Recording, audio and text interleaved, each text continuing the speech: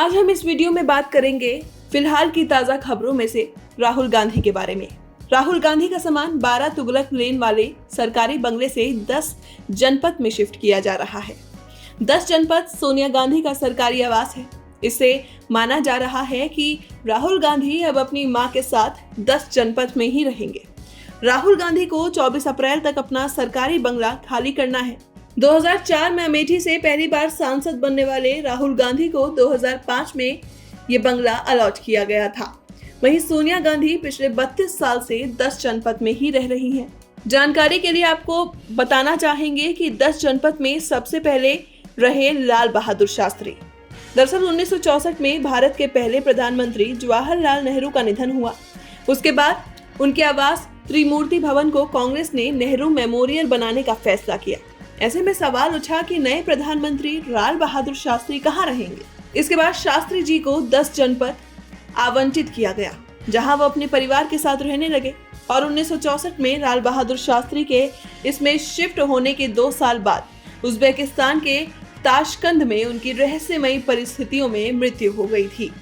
वहीं 12 जनवरी 1990 को राजीव गांधी और सोनिया गांधी इस बंगले में रहने आए। एक साल बाद 21 मई 1991 को तमिलनाडु के श्री पेरुबंदूर में आत्मघाती हमले में राजीव गांधी की भी मौत हो गई।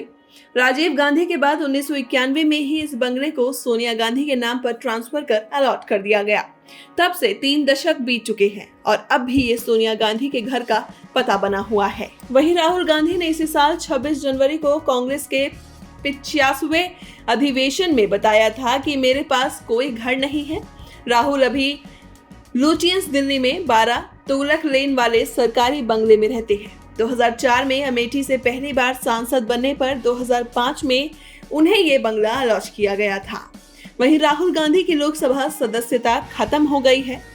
सांसदी जाने में अब उन्हें सरकारी बंगला भी खाली करना पड़ेगा।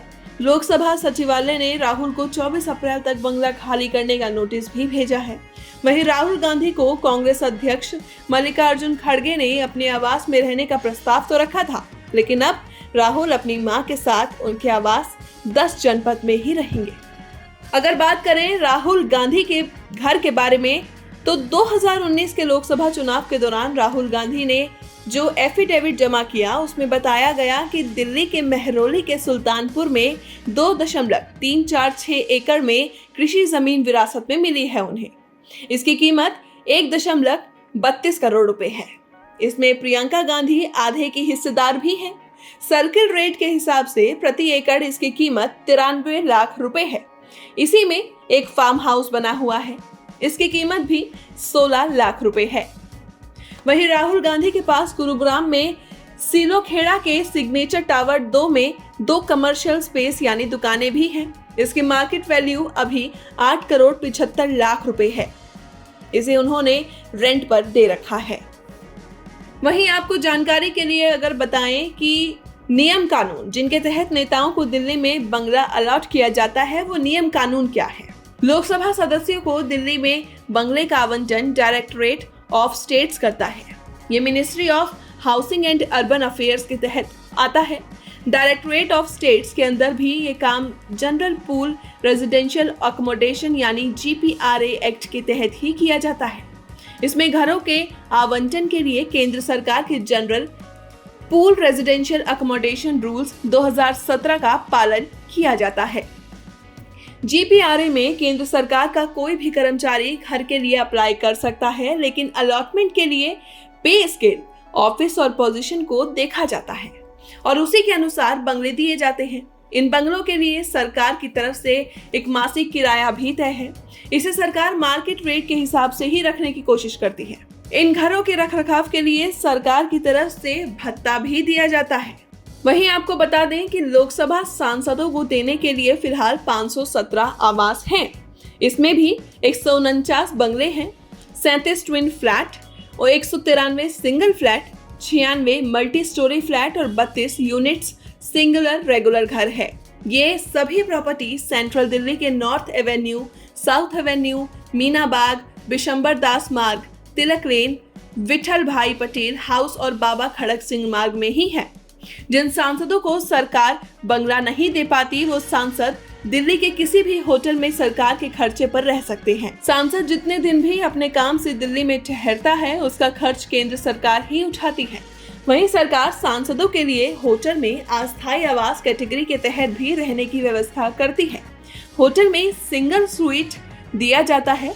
ये तब तक के लिए होता है जब तक सरकार उस सांसद के लिए नियमित घर की व्यवस्था नहीं कर देती है। वहीं राहुल गांधी जैसे या अन्य इसी तरह के मामलों में सरकारी बंगला खाली कराने का भी एक कानून है। इसके लिए पब्लिक प्राइमिसेस यानी कि eviction of unauthorised occupants act का इस्तेमाल किया जाता है। कानून के नियमों के मुताबिक नोटिस मिलने के 30 दिन के अंदर बंगला खाली करने को कहा जाता है। बंगला खाली नहीं करने वाले को 3 दिन में इस नोटिस का जवाब देना होता है। जवाब में ये बताना होता है कि उन्हें प्रॉपर्टी को खाली करने का आदेश क्यों ना दिया जाए। वहीं दोनों पक्षों में कोई विवाद होने पर शो कॉज नोटिस भी जारी किया जाता है। फिर डायरेक्टरेट ऑफ स्टेट्स मामले की सुनवाई करता है। इतने के बावजूद भी कोई जवाब नहीं मिलता तो बंगला खाली कराने के लिए राज्य बल प्रयोग कर सकता है। 2019 में इस कानून में एक संशोधन के मुताबिक बंगला खाली नहीं करने पर अब 10 लाख रुपए तक का जुर्माना भी लगाया जा सकता है। बहरहाल इसी तरह की खबरों से जुड़े रहने के लिए आप हमारे चैनल को सब्सक्राइब कर सकते हैं और अगर आपको वीडियो पसंद आई तो लाइक कमेंट करना ना भूलें।